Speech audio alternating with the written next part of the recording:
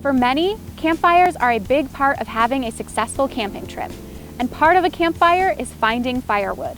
In some areas, collecting wood from the surrounding ecosystem is allowed to fuel a fire. Today we will be talking about how we can gather firewood responsibly and with minimal impact to the environment around us.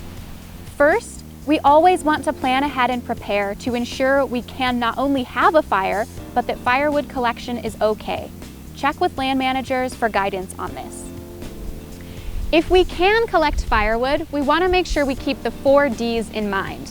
These are 4 words that start with the letter D that help us to figure out what wood we can sustainably take from nature.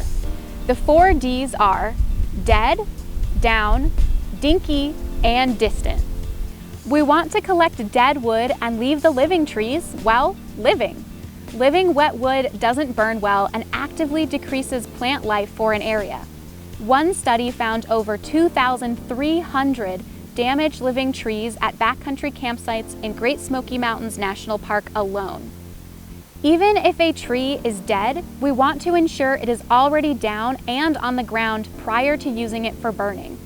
Standing trees create important habitats for wildlife and help in preventing erosion by holding soil in place. It is best practice to avoid ever snapping limbs off of snags or dead standing trees.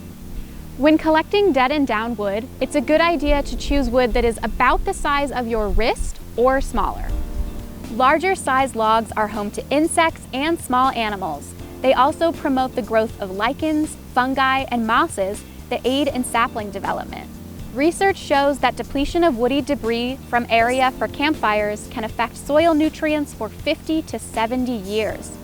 Small wood also burns to ash quickly, so fires are easier to put out and less of a wildfire risk.